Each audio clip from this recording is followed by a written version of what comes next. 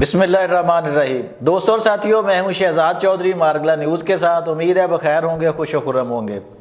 پاکستان ایک بڑی سیاسی تحریک کی کامیابی کی صورت میں معرض وجود میں آیا تھا۔ اس کے بعد بھی پاکستان میں بے شمار سیاسی تحریکیں چلیں، کچھ کامیاب بھی ہوئیں، کچھ ناکام بھی، لیکن جو بدنامی اور ناکامی پاکستان تحریک انصاف کی موجودہ احتجاجی تحریک کو ملی ہے، جو اسلام آباد میں ان کا فل اینڈ فائنل جو احتجاجی تحریک تھی، آخر اس کے اسباب کیا تھے، کون سی غلطیاں ہوئیں اور کیا اس کا جو ہے وہ جائزہ لیا جا رہا ہے یا لیا جانا ضروری ہے پاکستان تحریک انصاف کی جانب سے، آج اس اہم ترین موضوع پر بات کریں گے۔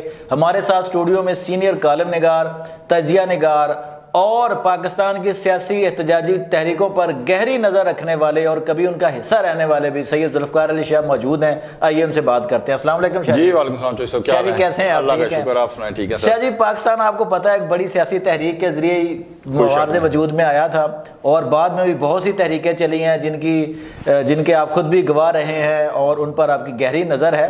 تو آج ہمیں مختصراً بتائیں کہ پاکستان تحریک انصاف آخر ایک مقبول جماعت ہوتے ہوئے اس طرح کی جو ہے ناکامی اس سے دوچار کیسے ہوئی؟ جیسا سب سے پہلے تو میں آپ سے یہ پوچھوں گا کہ تحریکیں جو چلتی ہیں نا، مثلا جس طرح 77 کی تحریک لگا لیں یا MRD کی تحریک لگا لیں، ٹھیک ہے، 77 کی تحریک کے پیچھے ظاہر ہے کہ اس کے آشیرواد جو تھی وہ مقتدر حلقوں کی تھی، وہ کامیاب ہو گئی، ماشاء اللہ لگ گیا، اور اس دوران بھی مذاکرات ہوئے تھے جی، ٹھیک ہے، جو 9 ستارے تھے قومی اتحاد والے اور بھٹو صاحب کی جو گورنمنٹ تھی ان کے درمیان مذاکرات ہوئے تھے اور وہ 4 جولائی 77 کو کمپلیٹ ہو گئے تھے کہ ماشاء اللہ لگ گیا، ٹھیک ہے۔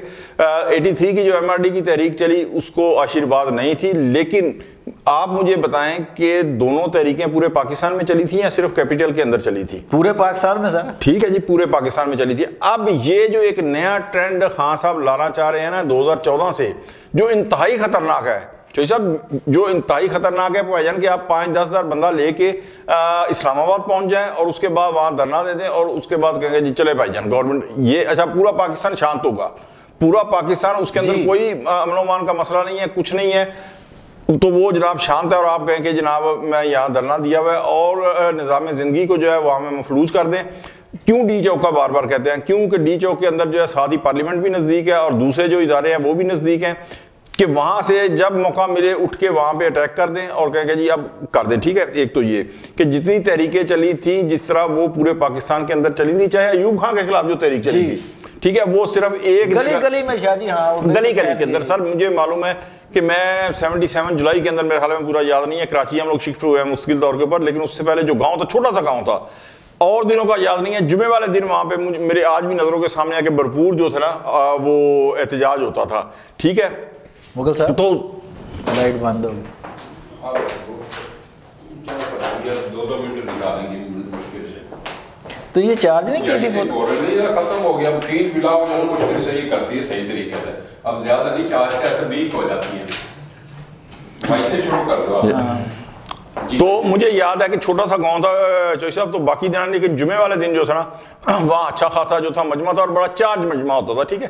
اب یہ کیا ہے کہ پہنچے آپ اسلام آباد، اچھا اسلام آباد پہنچنے کے بعد کیا عمران خان کو دوسروں کو چھوڑ دیں کہ کون کیا عمران خان کو 2014 کے 126 دن کے دھرنے کا تجربہ یاد نہیں تھا کہ جب پوری طریقے سے چوہی صاحب اسٹیبلشمنٹ کی آشیرواد تھی؟ بالکل ہاں، اس وقت کوئی نتائج نہیں نکل سکے تھے شاہ جی۔ اچھا، اور اس وقت نتیجہ بھی بڑا مختلف تھا۔ نتیجہ کیا تھا اس وقت کہ گورنمنٹ ریزائن کرے یا گورنمنٹ 4 حلقوں کا یا 35 حلقوں کے جو ہے وہ کھولے، یہی تھا نا۔ یہ حکومت کے اختیار میں بھی تھا، صرف یہ ہے کہ وہ ایک کمیشن بنا دیتی اور مطالبہ ختم ہو جاتا۔ اب ماشاءاللہ مطالبہ کیا ہے کہ جناب والا جو ہے وہ 26ویں ترمیم ختم ہو، گورنمنٹ کے اختیار میں نہیں ہے، وہ پارلیمنٹ ختم کر سکتی ہے۔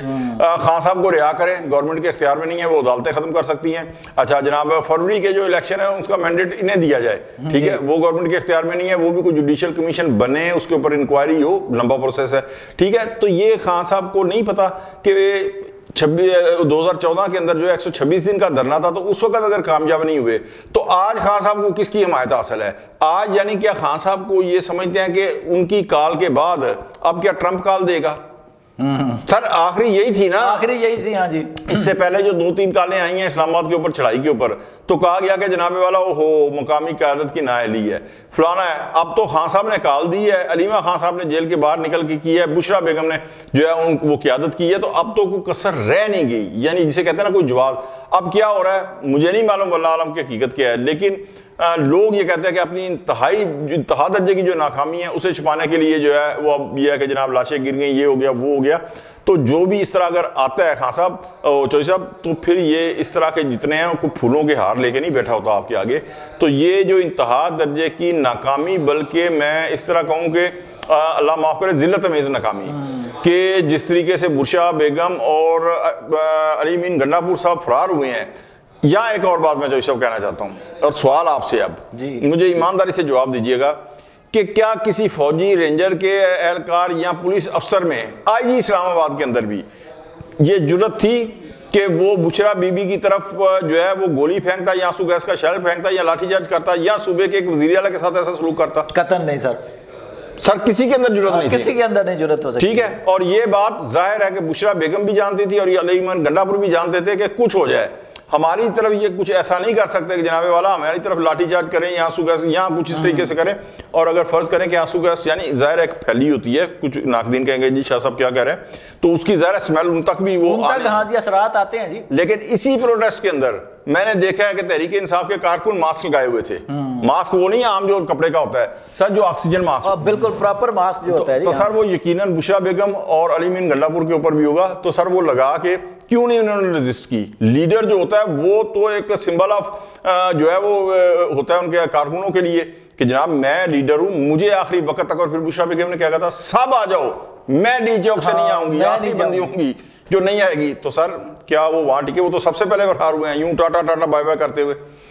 اچھا شاہ جی، یہاں ایک سوال ہے، آپ نے ذکر کیا 2014 کے دھرنے کا، جب عمران خان نے سٹارٹ کیا تھا جناب کے. اچھا 2014 سے 2024 آ گیا، عمران خان نے احتجاج بھی کر لیے، اپنی حکومت بھی دیکھ لی، اب وہ پابند سلاسل بھی ہیں. تو آپ کو لگتا ہے کہ عمران خان نے کوئی سیاسی بلوغت کا سفر طے کیا ہے، یا جہاں پہ وہ 2014 میں تھے آج بھی وہیں کھڑے ہیں؟ جیسے صاحب سیاسی بلوغت کا سفر وہاں سے کوئی طے کرتا ہے کہ جو یہ سمجھتا ہو کہ اس نے کچھ سیکھنا ہے، جو یہ سمجھتا ہو کہ وہ آلریڈی ہر چیز سیکھ چکا ہے، تو وہ اس کے اندر پھر سیکھنے کی جو صلاحیت ہے نا وہ نہیں ہوتی، وہ نہیں ختم ہو جاتی ہے. ایک پیالہ جب بھر جاتا ہے نا تو اس کے بعد اس کے اندر آپ کچھ نہیں ڈالیں گے تو وہ انڈل کے جو ہے نا باہر آ جائے گا. تو خان صاحب جو ہے نا وہ یہ سمجھتے ہیں کہ وہ ہر چیز دنیا کی جو ہے نا، وہ یاد نہیں ان کا ڈائلاگ ہوتا تھا، لندن کو میں سب سے زیادہ بالکل، یورپ کو میں جانتا ہوں، یورپ کو میں جانتا ہوں. تو سر وہ سمجھتے ہیں کہ ان سے زیادہ دنیا میں کوئی جاننے والی شخصیت ہستی ہے ہی نہیں ہے، تو ان کو سمجھائے کون؟ مجھے یہ بتائیں ان کو کچھ سمجھائے کون؟ آج بھی مجھے بتائیں کہ یہ اچھا شاہ جی سوری آپ کی بات قطع ہو رہی ہے، مگر جو اس کی پاکستان تحریک انصاف کی سیاسی کمیٹی ہے یا سیاسی لوگ، وہ کہاں پہ کھڑے ہیں؟ وہ کیا عمران خان کو سمجھانے کی جرت نہیں کر سکتے، یا ان کی وہاں کوئی وقت نہیں ہے، ان کی سنتے نہیں خان صاحب؟ سر جی دونوں چیزیں ہیں. ایک تو یہ ہے کہ خان صاحب کے سامنے کسی کی وقت نہیں ہے، سوری خان صاحب کے سامنے کیا سر، بشرا بیگم کے سامنے ان کی کوئی وقت نہیں ہے، ایون علیمہ خان صاحب کے سامنے ان کی کوئی وقت نہیں ہے. یہ ہماری سیاست کی عادت کا اب المیہ بن چکا ہے کہ سر ان کے سامنے نہیں بول سکتے.